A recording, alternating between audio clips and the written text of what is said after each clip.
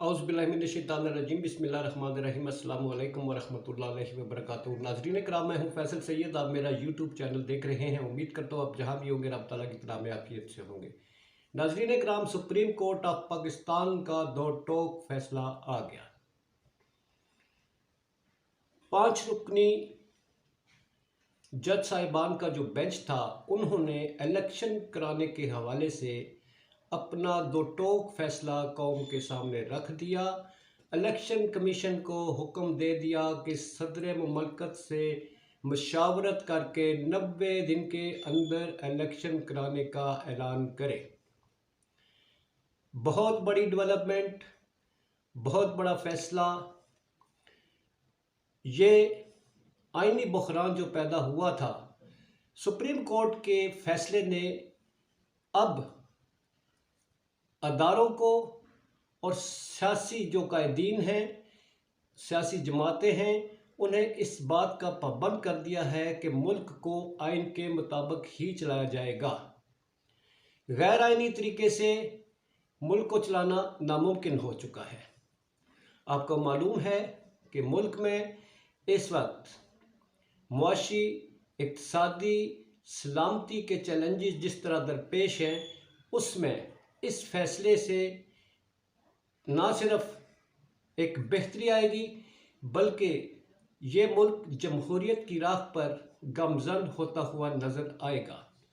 अब हुकूमत इस सिलसिले में क्या रिस्पॉन्ड करती है, ये आज या कल हुकूमती मौक़िफ़ सामने आने पर ही कुछ कहा जाएगा।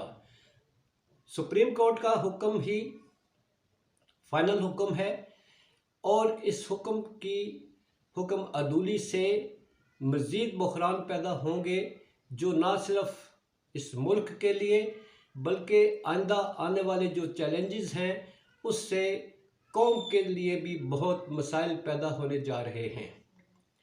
मज़ीद डिटेल्ड फैसला जो है वो बाद में अनाउंस किया जाएगा, मगर अभी चीफ जस्टिस ऑफ पाकिस्तान जनाब उमर अता बंदियाल ने फैसला सुना दिया है और इलेक्शन को पाबंद कर दिया है।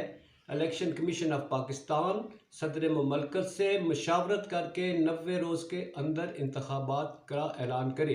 अब ये 90 दिन आज से शुरू होते हैं या जिस दिन असम्बलियाँ तहलील हुई थी उस दिन से शुरू होते हैं, इस पर डिटेल्ड फैसले से ही पता चलेगा। गवर्नमेंट ऑफ पाकिस्तान जो है उसका मौक़िफ़ अभी तक ये रहा है कि वो एक ही बार इंतखाबात कराएंगे। ये जो पंजाब और KPK के इलेक्शन है, ये अलग नहीं हो सकते। हुकूमत के तमाम उहदेदारान इस बात को बार बार दोहरा चुके हैं कि इलेक्शन एक ही वक्त में होंगे। अब आज के फैसले के बाद हुकूमत का क्या रिएक्शन आता है, उसका क्या मौक़िफ़ सामने आता है और इसके बाद क्या पेचीदगियाँ पैदा होती हैं, ये बाद में ही पता चलेगा। इसी के साथ इजाज़त, अपना बहुत सारा ख्याल रखिए। पाकिस्तान जिंदाबाद, पाक अफवाज पाइंदाबाद।